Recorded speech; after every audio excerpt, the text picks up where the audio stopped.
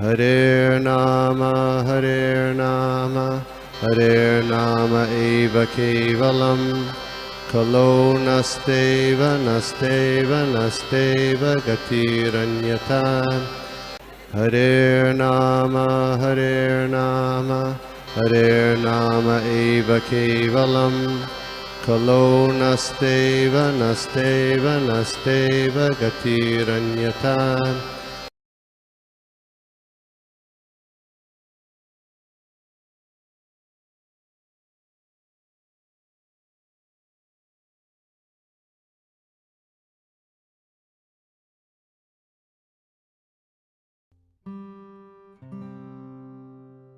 के चरणों में दंडवत प्रणाम।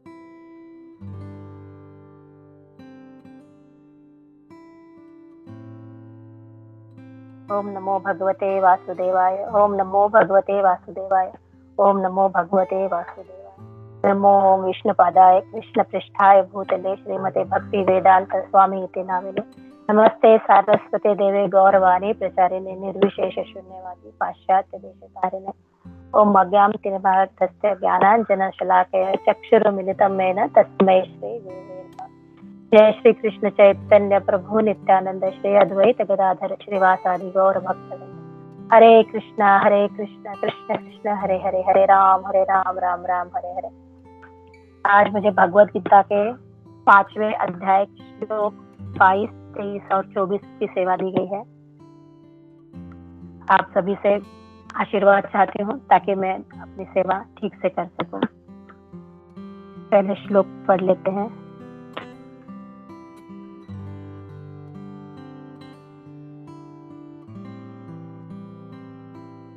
अध्याय 5 श्लोक नंबर 22। ही संस्पर्शजा भोगा दुःखयोनय एव ते आद्यन्तवन्त कौन्तेय न तेषु रमते बुधः। अनुवाद बाय श्रील प्रभुपाद की जय। बुद्धिमान मनुष्य दुखों के कारण में भाग नहीं लेता जो कि भौतिक इंद्रियों के संसर्ग से उत्पन्न होते हैं। एक कुंती पुत्र ऐसे भोगों का आदि तथा अंत होता है, अतः चतुर व्यक्ति उनमें आनंद नहीं लेता। इसका तात्पर्य हम पढ़ते पढ़ते ही इसका एक्सप्लेनेशन भी थोड़ा सा हम देखेंगे। तो तात्पर्य, भौतिक इंद्रिय सुख उन इंद्रियों के स्पर्श से उद्भूत होता है जो नाशवान है, क्योंकि शरीर स्वयं नाशवान है। मुक्तात्मा किसी नाशवान वस्तु में रुचि नहीं रखता। दिव्य आनंदों के सुखों से भली भांति अवगत वह भला मिथ्या सुख के लिए क्यों सहमत होगा। तो यहाँ पे क्या बताया गया है कि जो भौतिक सुख है, इन भौतिक सुखों में कहीं में भी सुख की प्राप्ति नहीं है, है ना। तो ये भौतिक जगत क्या है, ये संसार की रचना ही ऐसी बनाई गई है कि यहाँ सुख नहीं मिलेगा। ये जैसे टच स्क्रीन होता है ना, कि जहाँ पे भी आप स्पर्श करो, आप इस भौतिक संसार में किसी भी चीज को स्पर्श करेंगे तो यहाँ से आपको दुख की प्राप्ति होगी, है ना। प्रभुपाद जी कहते हैं कि दुखालय अशाश्वतम। ये संसार कैसा है, ये दुखों से भरा हुआ है। जैसे हम किसी स्टेशनरी की दुकान में गए और स्टेशनरी की दुकान में जाके यदि हमने मेडिसिन की डिमांड की, हम मेडिसिन मांगेंगे, तो हम वहां पे हमें वो मिलेगी नहीं, क्योंकि जगह क्या है, गलत है। हमने गलत जगह पे भी डिमांड करी है। तो वैसे ही ये जो संसार है, ये भौतिक संसार क्या है, ये दुखों का भंडार है। यहाँ पे यदि हम सुख ढूंढने की कोशिश करेंगे तो ये क्या है, हमने गलत जगह पे सुख ढूंढने का प्रयास किया है। तो जैसे शहद की बोतल होगी, तो शहद एक बोतल में, कांच की बोतल में शहद भर के रखा है, और क्या करेंगे, जैसे हम बाहर से उस बोतल को चाटते रहेंगे तो हमें वो शहद की प्राप्ति तो होगी नहीं, हमारी इंद्रिय तृप्ति तो होगी नहीं, हम उससे सेटिस्फाई भी नहीं होंगे। लेकिन होगा क्या, हमारा मानसिक तनाव बढ़ेगा, क्योंकि हमें जो चाहिए वो मिल नहीं रहा है। सिर्फ बाहर से बोतल चाटने से उस शहद का आनंद नहीं आता है।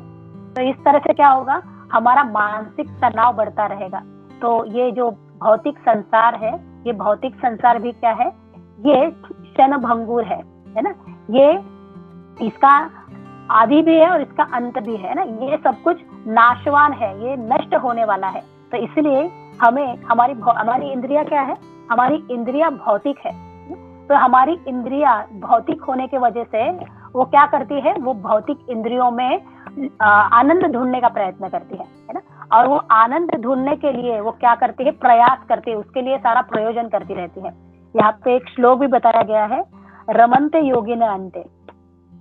तो रमन्ते तो क्या करते, योगी क्या कर रहा है, यह बताया गया है। ये जो योगी है, ये योगी अपने इंद्रियों को कहाँ पे रमन कर रहा है, ये भगवान के भक्ति में रमन कर रहा है ना। अपनी इंद्रियों का रमन वो भगवान की सेवा में कर रहा है। तो योगी कौन कहलाएगा, तो योगी वो है जो रमन कहाँ कर रहा है, अनंत आनंद में, उस आनंद में, उस भक्ति के आनंद में वो एंजॉय कर रहा है, वो रमन कर रहा है, तो वो योगी कहलाएगा। तो यहाँ पे क्या बताया गया है इस श्लोक में कि ये जो हमारी इंद्रिया भौतिक है, लेकिन हमारी आत्मा क्या है, हमारी आत्मा ना आध्यात्मिक है। तो हमारी आत्मा आध्यात्मिक होने के वजह से इसे भक्ति में ही सुख मिलता है। भक्ति के सिवाय इसे कहीं पे भी सुख की प्राप्ति नहीं होगी।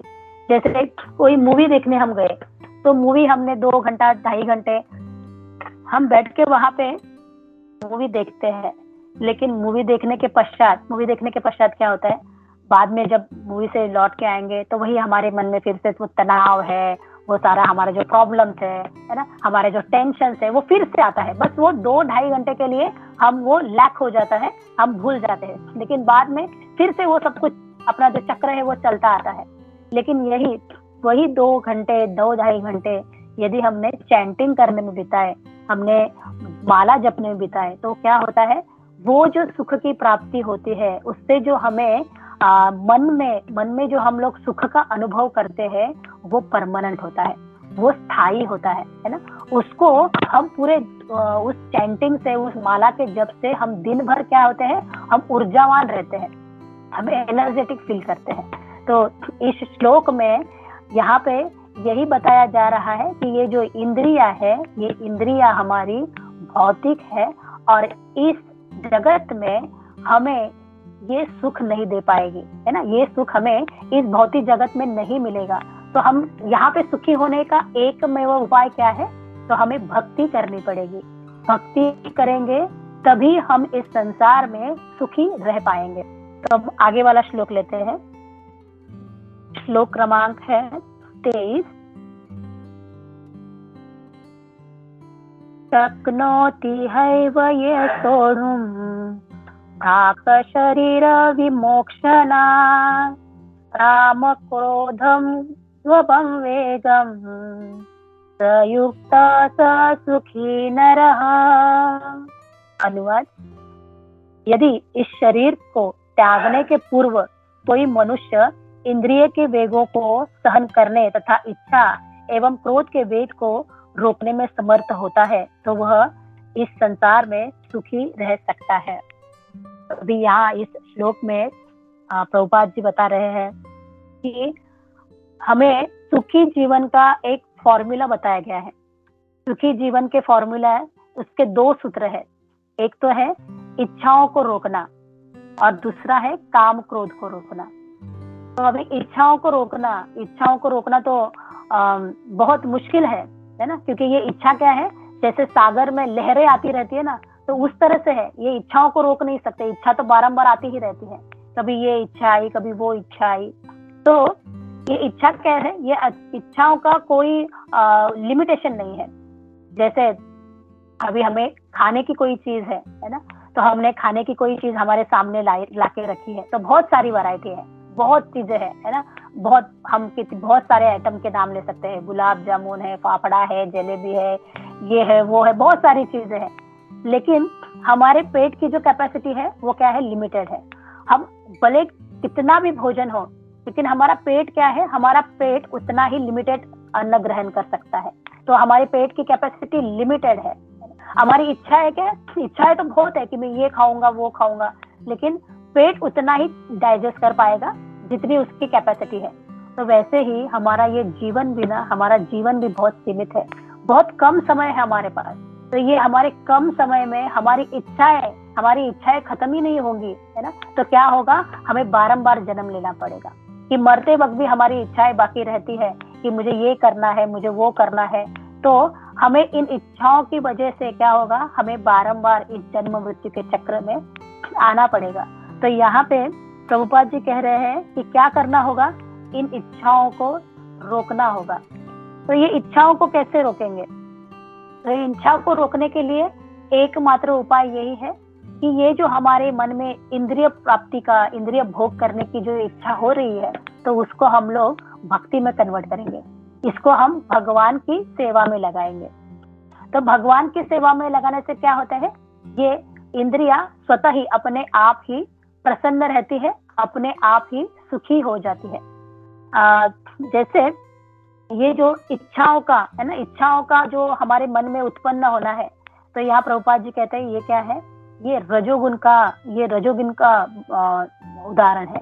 कि जैसे अभी हम किसी मूवी देखने गए हैं, तो मूवी देखने के बाद क्या होता है, मूवी देखने के बाद हमें भी वैसी मन में इच्छा हो जाती है कि अरे मुझे भी ये चाहिए, मुझे भी मेरा घर ऐसा होना चाहिए, मेरे घर का इंटीरियर वैसे होना चाहिए। तो ये क्या होता है, हमारे मन में हमें और इच्छा हमारी उत्पन्न होती है कि मुझे इससे ये बढ़कर चाहिए, मुझे ये ऐसी गाड़ी चाहिए, ये ऐसी बीवी चाहिए, ये ऐसी साड़ी चाहिए, है ना। तो ये क्या होता है, ये हमारे मन में रजोगुण को बढ़ाता है।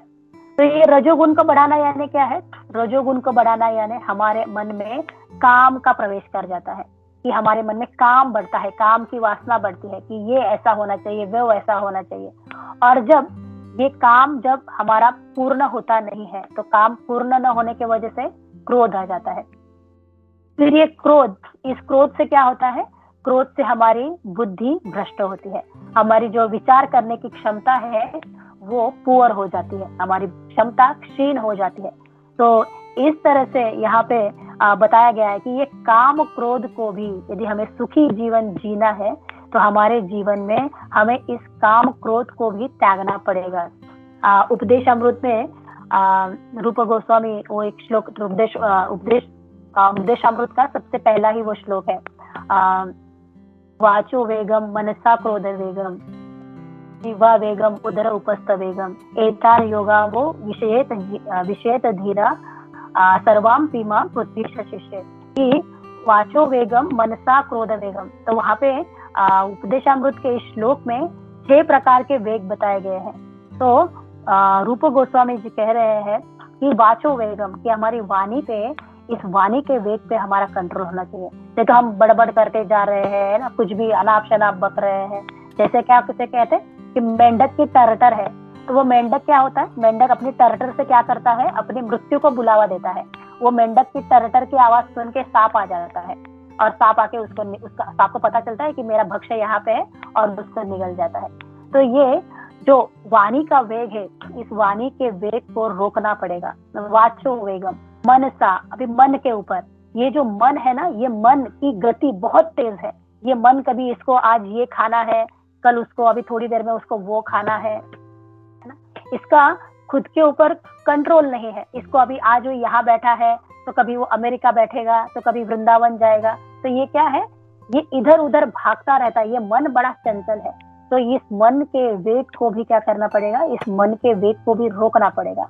वाचो वेगम मनसा, फिर क्रोध, फिर जब इसकी इच्छाएं पूरी नहीं होगी, इसके डिमांड को पूरा नहीं करा जाएगा, तो इसको क्या आएगा, इसको क्रोध आएगा, इसको गुस्सा आएगा। तो इस क्रोध के भी क्या करना पड़ेगा, इस क्रोध को भी रोकना पड़ेगा।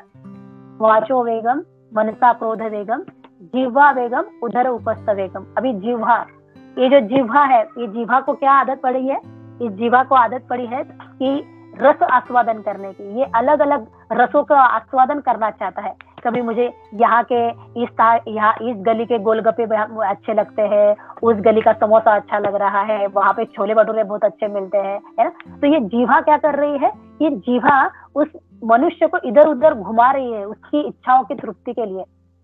तो ये जीवा, उदर, उपस्थ, ये कैसे, ये सब एक ही लाइन में है ना। ये सारे एक ही लाइन में है, और ये क्या कर रहे हैं, मनुष्य को इच्छाओं को यहाँ वहां दौड़ाते हैं। भक्ति रसामृत सिंधु में या इसमें चैतन्य चरितामृत में एक श्लोक है कि जिव्हार लाल से यही इति उति धाय, कृष्णधर परायण कृष्ण नहीं पाए। तो जिव्हारे लाल से यही इति उति धाय, तो क्या है, ये जीवा की लालसा, ये जीवा है ना, ये खाने पीने के लिए यहाँ वहां दौड़ाती रहती है, और कृष्णधर परायण कृष्ण नहीं पाए। तो जिसका ये अपने उदर उपस्थ, इसके ऊपर जिसका कंट्रोल ही नहीं है, वो क्या होता है, तो वो उसके ऊपर नियंत्रण न होने के कारण वो कृष्ण को नहीं पा सकता है, क्योंकि वो अपने इंद्रियों में ही उलझा रहता है, वो इंद्रियों की तृप्ति में ही उसका दिन व्यतीत करता है। तो इस तरह से हमें यहाँ पे बताया जा रहा है कि हमारे इन वेगों को रोकना होगा, इस मन के वेग को रोकना होगा, इन इच्छाओं के वेगों को रोकना होगा। तो इसके लिए क्या करना पड़ेगा, तो इसके लिए बताया गया है कि हमें वो इंद्रियों को आध्यात्मिक जीवन में लगाना पड़ेगा, क्योंकि हमारी आत्मा क्या है, हमारी आत्मा आध्यात्मिक है। भले हमारी इंद्रियां भौतिक हो, लेकिन जो आत्मा है, तो आत्मा आध्यात्मिक होने के कारण उसको आध्यात्मिक सुख का ही खुराक मिलना चाहिए। जब उसको आध्यात्मिक सुख में वो उसको हायर टेस्ट मिल जाती है, तो क्या होता है, वो हायर टेस्ट मिलने के वजह से उसको ये सारे उसके जो इंद्रियों की जो उसकी इच्छा है वहां पे वो कंट्रोल करना शुरू कर देता है। तो 6वें अध्याय के दूसरे और तीसरे श्लोक में भी बताया गया है, तो उसमें भी क्या बताया गया है कि ये जो विषय है, ये विषय का ध्यान करने से क्या होता है, काम उत्पन्न होता है ना।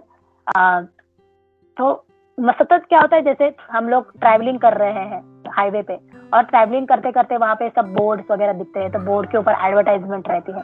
तो ये एडवर्टाइजमेंट क्या है, ये एडवर्टाइजमेंट हमारे विषय बन जाते हैं, है ना। फिर हम लोग जब जा रहे हैं तो हमारे मन में वही रहता है, हम ध्यान करते हैं, हाँ उस बोर्ड पे ऐसा था, उस बोर्ड पे ये एडवर्टाइजिंग थी, वो ऐसी वहां पे एक्ट्रेस थी, वो इसका ये इस प्रोडक्ट के लिए वो मॉडलिंग कर रही थी। तो ये क्या होगा, उस विषय पे ध्यान करने से क्या होता है, हमारे मन में उस काम के बारे में हम उसके लिए आकृष्ट हो जाते हैं कि हाँ उसने उस एड में दिखाया था, उसके पास वो इतनी लग्जरियस कार है, तो हमारे मन में अभी वो काम है ना, कार के बारे में हमारे मन में वो इच्छा उत्पन्न होती रहती है, फिर उसको पाने के लिए हम प्रयास करते हैं। तो इस तरह से ये जो विषय है, ये विषय हमारे मन में उस काम को, क्रोध को उत्पन्न करता है। तो यहाँ पे आचार्य कहते हैं कि इस मन को, इन इच्छाओं को यदि रोकना है ना, और इसको यदि कंट्रोल में करना है, तो दो चीज हमारे पास होनी चाहिए। एक तो होना चाहिए ज्ञान, और दूसरी होनी चाहिए शक्ति। तो ये ज्ञान किससे मिलेगा, तो ये ज्ञान भगवत गीता, भागवतम के अध्ययन से आएगा कि क्या है ना, शास्त्र क्या कहता है, और हमारे आत्मा के लिए, हमारे शरीर के लिए किन चीजों की कितनी जरूरत है। इसका शास्त्र का ज्ञान हमें ये भागवतम, भगवत गीता देगा। और शक्ति कहाँ से मिलेगी, शक्ति मिलेगी हरिनाम से। जब हम हरिनाम करेंगे तो हमारा मन उतना पावरफुल होगा, हमारा मन ये सारी चीजें समझने के लिए सक्षम हो जाएगा, हमारे मन को वो समर्थता मिलेगी, वो शक्ति प्रदान होगी। तो इस तरह से ये दो चीजें, ज्ञान और शक्ति के द्वारा ही हम क्या कर सकते हैं, हमारे इन इच्छाओं को रोक सकते हैं, और हमारे काम, क्रोध, इन भावनाओं को भी हम इनको रोकने में हम समर्थ हो सकते हैं।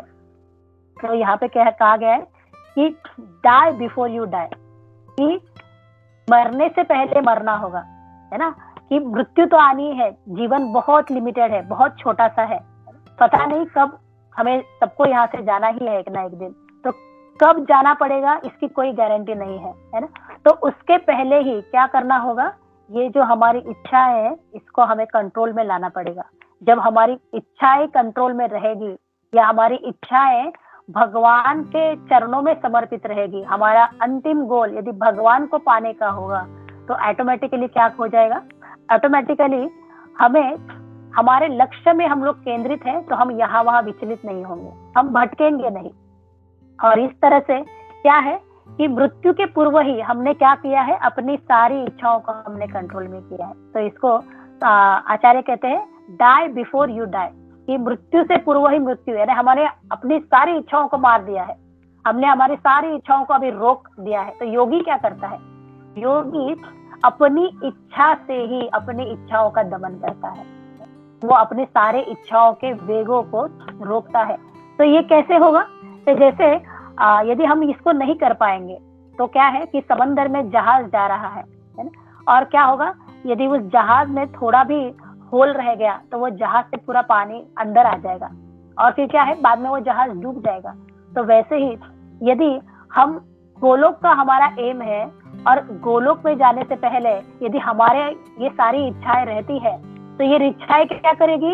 ये इच्छाएं हमारी नाव को डुबा देगी, हमें ये जाने के लिए वहां पे सहायता नहीं करेगी, क्योंकि नाव में पानी भरने से नाव डूब जाती है।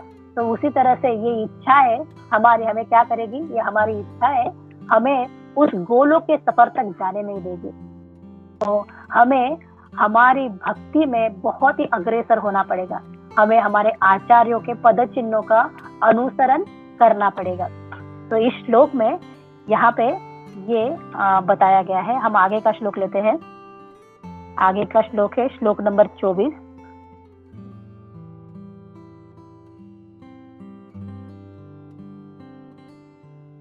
य अंत सुख अंत आराम तथा अंत ज्योति रेवये स योगी ब्रह्म निर्वाणम ब्रह्म भूतो अधिगच्छति। अनुवाद: जो अंतकरण में सुख का अनुभव करता है वो कर्मठ है और अंतकरण में ही रमण करता है, तथा जिसका लक्ष्य अंतर्मुखी होता है वह सचमुच पूर्ण योगी है। वह पर ब्रह्म में मुक्ति पाता है और अंततो गत्वा ब्रह्म को प्राप्त होता है। इसका तात्पर्य बहुत छोटा सा है, तो इसको थोड़ा सा हम पढ़ेंगे। जब तक मनुष्य अपने अंतकरण में सुख का अनुभव नहीं करता तब तक भला बाह्य सुख को प्राप्त करने वाली बाह्य क्रियाओं से वह कैसे छूट सकता है? मुक्त पुरुष वास्तविक अनुभव द्वारा सुख भोगता है, अतः वह किसी भी स्थान में मौन भाव से बैठकर अंतकरण में जीवन के कार्यकलापों का आनंद लेता है। ऐसा मुक्त पुरुष कभी बाह्य भौतिक सुख की कामना नहीं करता। यह अवस्था ब्रह्मभूत कहलाती है, जिसे प्राप्त करने पर भगवत धाम जाना निश्चित है।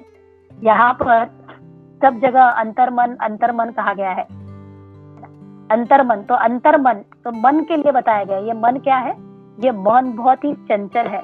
ये मन हमेशा, इस मन की चंचलता के वजह से हमारा भक्ति में भी मन नहीं लगता है ना, क्योंकि ये हमें दौड़ाता रहता है कि तुझे ये करना है, देख वहां पे ये चल रहा है, वहां पे तेरे फ्रेंड्स ऐसे कर रहे हैं, वहां पे रिलेटिव्स वो कर रहे हैं। तो ये सारी चीजों में हमारा मन दौड़ता रहता है। तो यहाँ पे क्या बताया है कि इस मन को हरिनाम का टेस्ट करो। जब ये हरिनाम में रत हो जाएगा, इसे हरिनाम का ये जो स्वाद चखेगा, तो क्या हो जाएगा? ये उस ब्रह्मभूत अवस्था में जाएगा, है ना। ब्रह्मभूत अवस्था क्या है कि इसको भगवान की कथा में, भगवान के श्रवण में इसको आनंद आने लगेगा, इसका रुचि बढ़ेगी, इसका रस प्राप्त होगा। और क्या होगा? ब्रह्मभूत प्रसन्नात्मा न सोचती न कांक्षती। तो जब ये ब्रह्म में अपने आप को यहाँ पे आस्वाद करने लगेगा, तो ये जो जीव है, तो ये जीव कैसे रहेगा? प्रसन्न रहेगा, है ना। तो इसको अभी ये सुखी होगा। और ये सुखी क्यों होगा? न सोचती न कांक्षती, क्योंकि अभी यदि उसको कुछ मिलता नहीं है तो भी उसको उसका शौक नहीं रहेगा, और उसे कुछ मिल भी जाता है तो उसके लिए उसके मन में कोई और आकांक्षा नहीं रहेगी और कोई अपेक्षा नहीं रहेगी। तो ये जो अवस्था है, तो ये योगी की अवस्था जो है, न सोचती न कांक्षती, तो ये क्या है कि ये ब्रह्मभूत अवस्था कहलाती है। कि इस अवस्था में अभी योगी के मन में क्या है? योगी के मन में कोई भी इंद्रिय तृप्ति की इच्छाएं नहीं रहती है। ये अभी अपने आप को भगवान के कार्यों में वो आनंद ले पा रहा है। तो ये भौतिक चीजें क्या है? ये जो भौतिक चीजें हैं जिसमें हमारा मन इधर उधर इन्वॉल्व होता है, तो ये भौतिक चीजें सबसे पहले तो क्या करती है, मन में घुसती है हमारे, है ना, ये हमारे मन को अट्रैक्ट करती है। और फिर बाद में क्या होता है, हमारा मन ना इन भौतिक चीजों में फंसता जाता है। अभी वो भौतिक चीज नहीं भी है तो भी हमारा मन क्या करता है, उसको बार बार याद करता है, उसका बार बार ध्यान करता है, और वो क्या होता है, एक इंटरलॉकिंग हो जाता है ना, ये कनेक्शन हो जाता है कि अभी वो चीज सामने है भी नहीं, फिर भी हम उसका ध्यान कर रहे हैं, क्योंकि हमारे मन में वो इंद्रिय की वो जो भौतिक चीज थी वो अभी हमारे मन में प्रवेश कर चुकी है। तो अभी क्या होगा, फिर इससे यदि वो चीज नहीं मिल रही है तो हमारा मन दुखी रहेगा, है ना, फिर दुख का अनुभव होगा, अरे मेरे पास नहीं है, उसको तो मिला, मुझे नहीं मिला है, तो फिर दुख का अनुभव होता रहेगा। तो भक्ति से क्या होगा, भक्ति से ना इन भौतिक चीजों को हम छोड़ना सीखेंगे। इन भौतिक चीजों में जो इसका हमें जो उसका क्या जो लाभ नहीं है उसको हम जान पाएंगे, है ना, भक्ति करने से, कि इसमें ये क्या है, ये नाशवान है, इसमें ये हमें परमानेंट सुख नहीं दे सकती। तो जब इसका अनुभव हो जाएगा तो क्या होगा, हम उसको छोड़ना सीखेंगे, क्योंकि पता है ये परमानेंट नहीं है, ये हमें स्थायी रूप से हमें सुख नहीं दे सकती। तो भक्ति में हमारे लिए ये ज्ञान की प्राप्ति होनी शुरू हो जाती है, और इससे क्या होता है, इससे धीरे धीरे हमारा मन भी शुद्ध होना शुरू हो जाता है ना। हमारे मन में अभी ज्यादा कोई लालसाएं नहीं रहती है, कोई ज्यादा लोभ नहीं रहता है, तो धीरे धीरे मन का भी शुद्धिकरण होना शुरू हो जाता है। और फिर जब इस अवस्था में योगी या भक्त पहुंच जाता है, तो जब इसको ये भौतिक चीजें जब मिलना भी शुरू होता है तो वो क्या करता है, इन भौतिक चीजों को भगवान की सेवा में लगा देता है ना। तब वो ऐसी अवस्था में आता है कि वो उन भौतिक चीजों को अपने लिए नहीं बल्कि भगवान के कार्यों में उसको व्यतीत कर देता है। तो जैसे ना ये आत्मा आध्यात्मिक है और इंद्रिया भौतिक है, तो जैसे तेल और पानी है ना, तेल और पानी दोनों साथ साथ नहीं चल सकते, तो वैसे ही ये जो भौतिक इंद्रिया और आध्यात्मिक आत्मा है ना, ये दोनों भी साथ साथ एंजॉय नहीं कर सकते। तो आत्मा को भक्ति की खुराक देनी पड़ेगी। ये जो हमारा मन है, इस मन को हमें भक्ति में लगाना पड़ेगा, भगवान के ध्यान में, चिंतन में, श्रवण में ही हमें लगाना पड़ेगा। तो तभी इस मन का क्या होगा, इस मन का पोषण होगा। तो पोषण कैसे होगा, तो पोषण भक्तों के संग से होगा, पोषण प्रसाद से होगा, पोषण अध्ययन से होगा, पोषण दान से होगा। तो इस मन का अभी हमें क्या करना है, पोषण करना है। एक यहाँ पे एक छोटी सी कथा बताती हूँ आपको कि 10 ऐसे ही फ्रेंड थे। वो 10 फ्रेंड्स यात्रा के लिए निकले थे, श्रीरंगम गए थे। तो श्रीरंगम जाने के बाद अभी रात का समय हुआ था, और रात के समय में एक वहाँ पे वो कुटिया लेते हैं और कुटिया में वहाँ पे रुक जाते हैं। और उस रात में बहुत जोर से आंधी, तूफान, बारिश बहुत जोर जोर से वहाँ पे शुरू हो जाता है। सभी लोग ना, अभी सारे के सारे जो भी फ्रेंड्स है वो सभी लोग क्या है, स्पिरिचुअल है, सभी आध्यात्मिक है। तो वो इतनी बिजलियां भी तेज कड़क रही है सब कुछ, तो उनमें से सभी लोग एक बात पे आके मान जाते हैं कि हो ना हो हम में से किसी का तो आज अंतिम समय आया है ना। और इसी वजह से ये इतनी बिजली कड़क रही है, मानो कि ये बिजली अभी झोपड़ी पे गिर के ये खाक होने वाली है। तो सभी लोग इसके ऊपर सहमत हो जाते हैं कि हाँ, शायद किसी ना किसी का तो आज एक अंतिम दिन है, इसके वजह से ये इतना बिजलियां इतनी कड़क रही है। तो फिर वो लोग एक सुझाव देते हैं कि हम क्या करेंगे, किसी एक के वजह से, है ना, एक के वजह से बाकी लोगों को क्यों नुकसान हो, तो हम एक एक करके ये जो सामने वाला पेड़ है उस सामने वाले पेड़ को हम टच करके आएंगे, है ना। तो क्या होगा, जो वहां पे जब पेड़ को टच करने जाएगा तो वो बिजली उसके ऊपर गिर जाएगी, यदि उसका समय आया है तो बाकी के लोग बच जाएंगे। तो सभी लोग राजी हो जाते हैं। फिर एक पहला जाता है, दूसरा जाता है, तीसरा जाता है।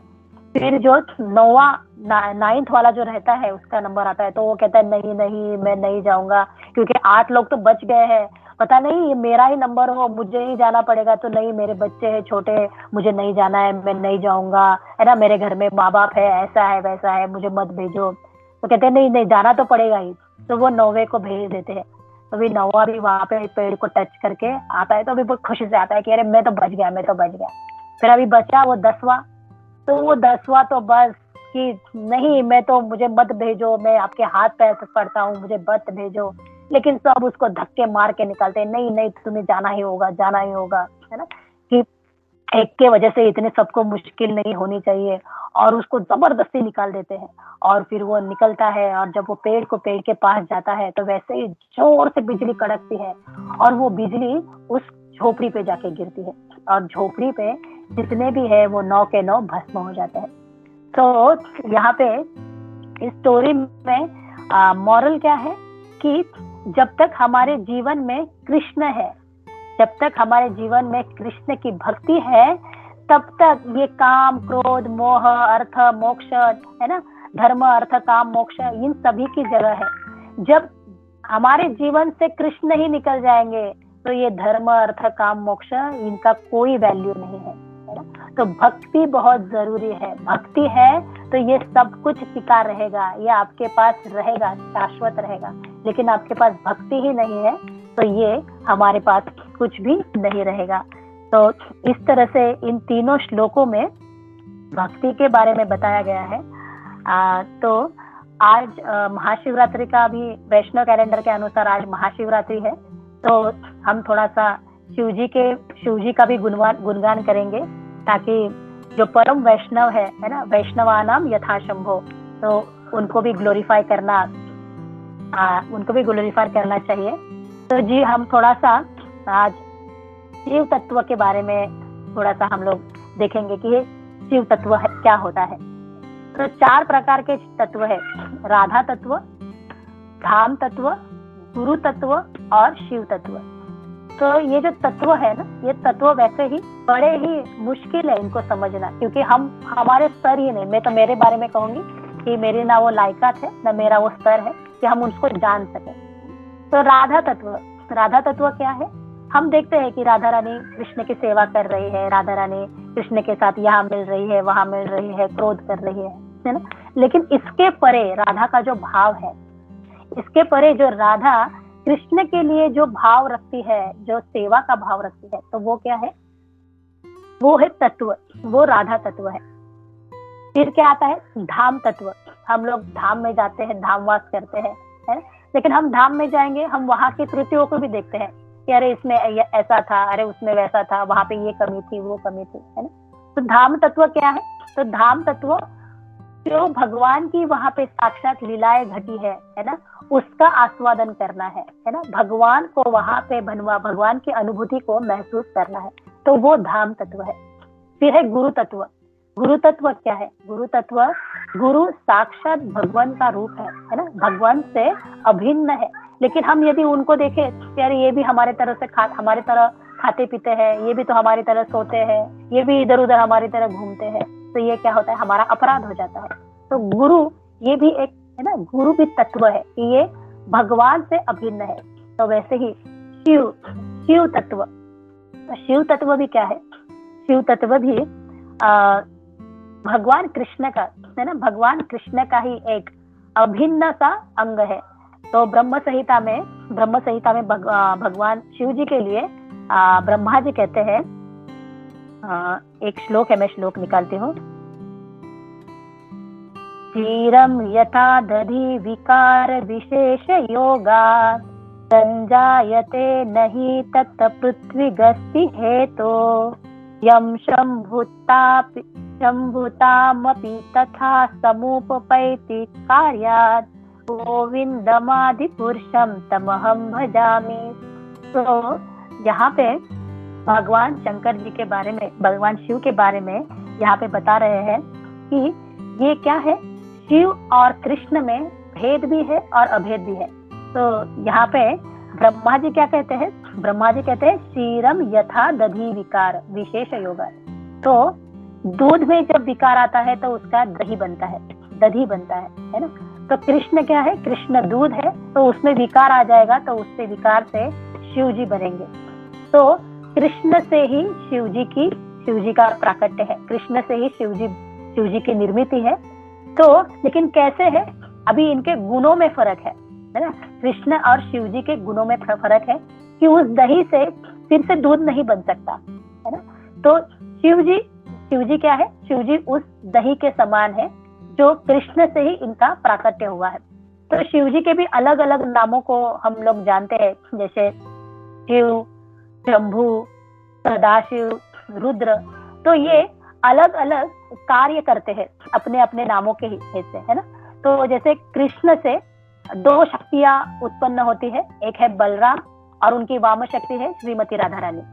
तो बलराम जी से भी विस्तार होता है आगे, संकर्षण, प्रद्युम्न, अनिरुद्ध और वासुदेव।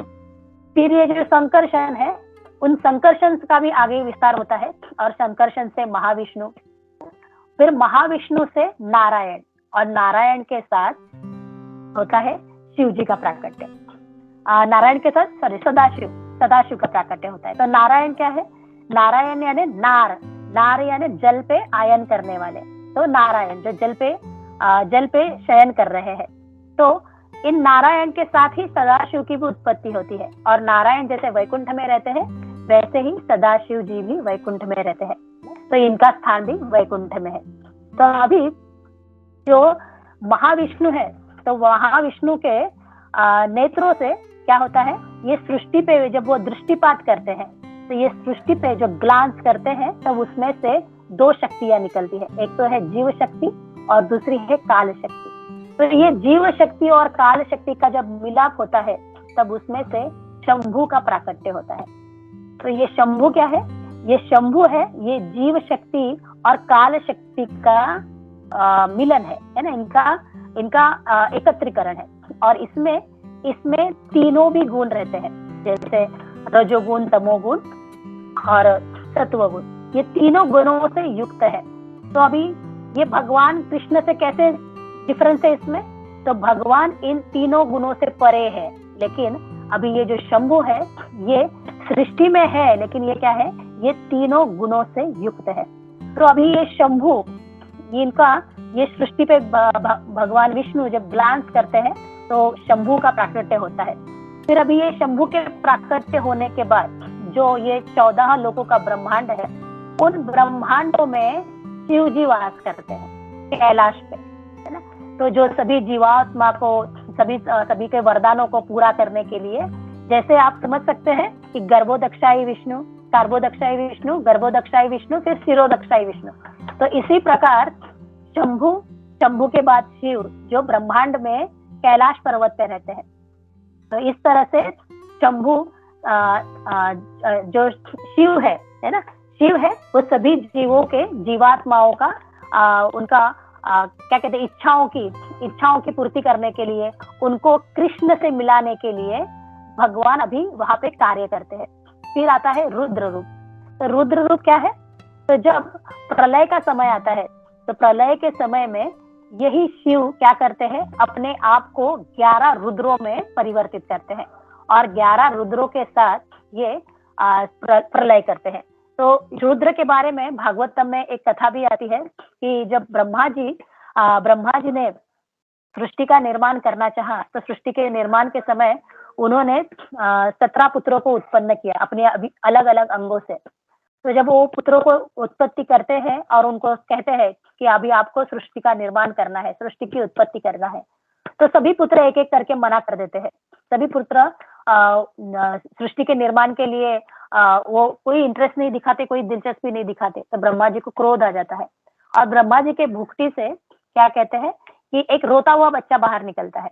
तो वो रोता हुआ निकलता है, तो उसको रुद्र, है ना। तो वो रुद्र की उत्पत्ति उस तरह से होती है।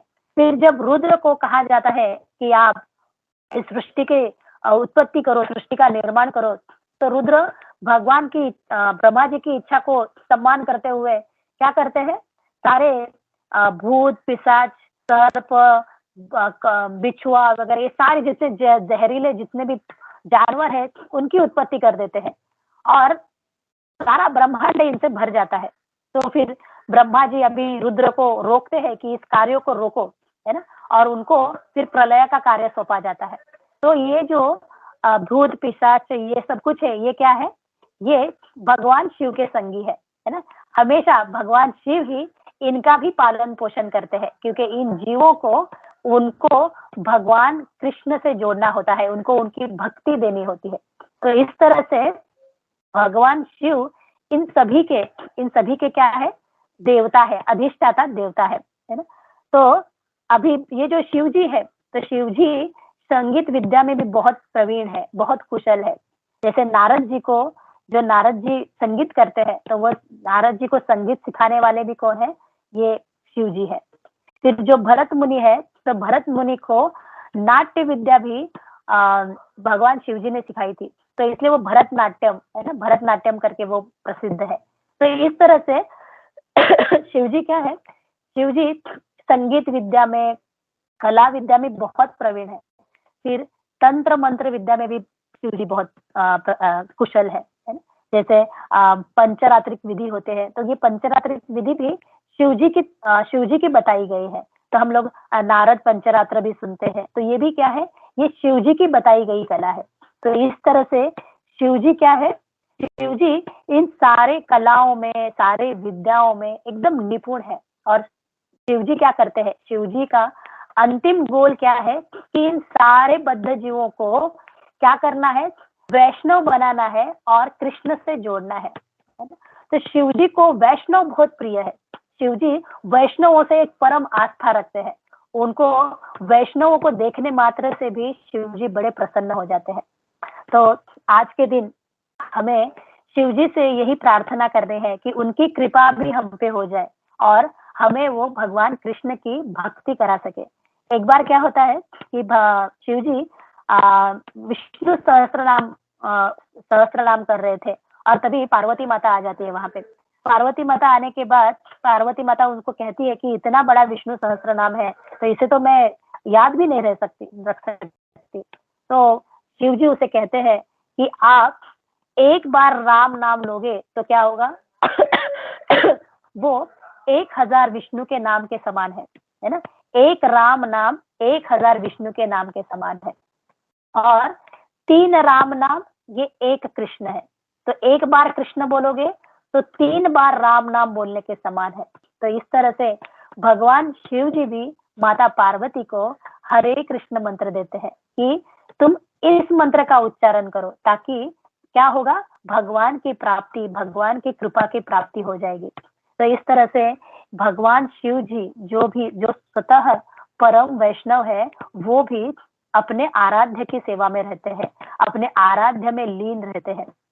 तो हमें भी भगवान शिव जी से यही प्रार्थना करनी है कि हमारी भी आध्यात्मिक प्रगति हो और हमें भी कृष्ण की सेवा में वो लगा के रखे, है ना।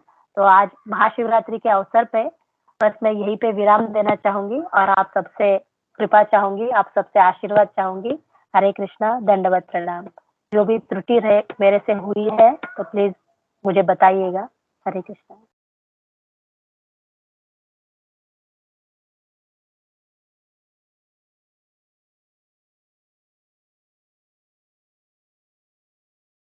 हरे कृष्णा माता जी। दंडोत माता जी, धन्यवाद माता जी। मैं पूरा तो नहीं सुन पाया, मैं मंदिर से थोड़ा लेट आया था, बीच बीच में फोन भी आ रहे थे कुछ, तो मैं पूरा नहीं सुन पाया। लेकिन एज यूजुअल मेरे को पता है आपका क्लास बहुत अच्छा होता है माता जी। यूट्यूब पे भी जो लोग सुनते हैं बहुत अच्छा अच्छा कमेंट दे रहे हैं तो इट्स रियली वेरी नाइस। तो वैसे भी मतलब जो है, मतलब बोलते हैं ना कि भगवान का कृपा, गुरु का कृपा से ही ये सब होता है। तो you are doing very nicely माता जी, तो थैंक यू फॉर दैट। और जैसे आज ये महाशिवरात्रि है, तो जैसे आपने कहा कि शिव जी का भी हमको कृपा लेना चाहिए। जो भी है, जैसे हम लोग दूसरे वैष्णव आचार्यों का हम लोग फास्टिंग रखते हैं, हाफ डे फास्टिंग रखते हैं, कुछ तो करते हैं हम। तो शिव जी तो वैष्णव नाम यथा शंभु, सारे वैष्णव में सबसे ग्रेट है, तो उनका क्यों नहीं करेंगे। तो उनके लिए भी पॉसिबल जितना हो सके हम लोग करना चाहिए, एटलीस्ट हाफ डे फास्टिंग तो करना चाहिए। तो उनका कृपा मिलेगा तो हम लोग को भक्ति में अच्छा पुश मिलेगा। एंड बाबा जो भोलेनाथ हैं वो बहुत भोले हैं, वो हमारा टूटा फूटा भक्ति जो भी है विल इजीली एक्सेप्ट एंड हम लोग को भक्ति में आगे धक्का देंगे। तो उनका कृपा हमारे लिए बहुत अच्छा है। तो थैंक यू माता जी। हरे कृष्णा, दंडवत प्रणाम। हरे कृष्णा, दंडवत प्रणाम। प्रभु जी, ये जो भी आप कमेंट्स वगैरह कह रहे हैं, प्रभु जी ये सब कुछ आपके वजह से ही हो पाया है। आपने मुझे सेवा के लिए यहाँ पे मुझे उतना लायक समझा, मैं इस ग्रुप में जुड़ गई प्रभु जी। ये आप नहीं मुझे यहाँ पे ले आते, ये प्लेटफॉर्म नहीं देते तो कुछ भी नहीं होता प्रभु जी। तो इसका सारा श्रेय, सारा क्रेडिट प्रभु जी आपके लिए ही है। हरे कृष्णा, दंडवत प्रणाम। मेरा कुछ भी नहीं है माता जी, ये आपके वचन है, जब लोग सुनते हैं तो लोगों के दिल में लगता है एंड दे लाइक इट। तो यूट्यूब में बहुत से, मैं जैसे आज भी मैं शेयर करता हूँ, अभी बाकी भक्तों से भी शेयर करता हूँ कि माता जी का वचन उनको बहुत अच्छा लगता है और अच्छे अच्छे कमेंट्स डालते हैं। तो थैंक यू माता जी। ऐसे ही मतलब ये सब मैं बोला ना कि गुरु की कृपा से और वैष्णव की कृपा से होता है, तो बस हम लोग यही प्रे करेंगे आप ऐसे ही अच्छे अच्छे प्रवचन देते रहिए। Hare Krishna. All glories to Srila Prabhupada. Thank you प्रभु जी।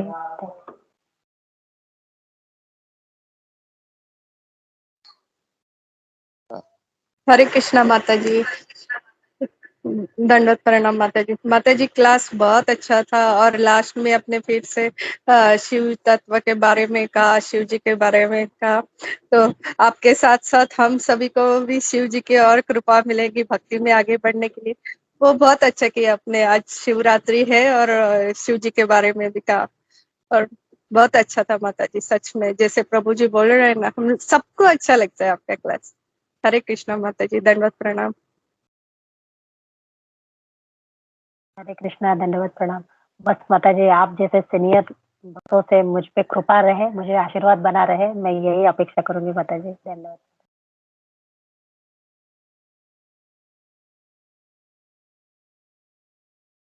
हरे कृष्णा माता जी, दंडवत प्रणाम। या first of all thank you so much माता जी। जैसे कि कुंज हरग्रेस कुंजेश्वरी माता जी और प्रभु जी ने कमेंट किया, इट वाज सो वंडरफुल माता जी। आपने ये जो तीनों श्लोकों को बहुत अच्छे से कवर किया with the Prabhupada purport and we you added so many stories in that. अभी वो जो 10 इनका वो अपने वो भी बहुत अच्छे से आपने उसको ऐड किया। We didn't heard this stories. तो थैंक यू सो मच माता जी, बहुत अच्छे से बहुत सिंपल वे में आपने समझाया माता जी एंड इट वाज अमेजिंग माता जी। हरे कृष्णा माता जी। हरे कृष्णा, दंडवत प्रणाम प्रभु जी। तो थैंक यू सो मच आप सबको। यहाँ पे विराम करेंगे। वांछा कल्पतरुभ्यश्च कृपा सिंधुभ्येव च पतितानां पावनेभ्यो वैष्णवेभ्यो नमो नमः। अनंत कोटि वैष्णव वृंद की जय। यहाँ पे उपस्थित सभी वैष्णवों के चरण में कोटि कोटि दंडवत। हरे कृष्णा।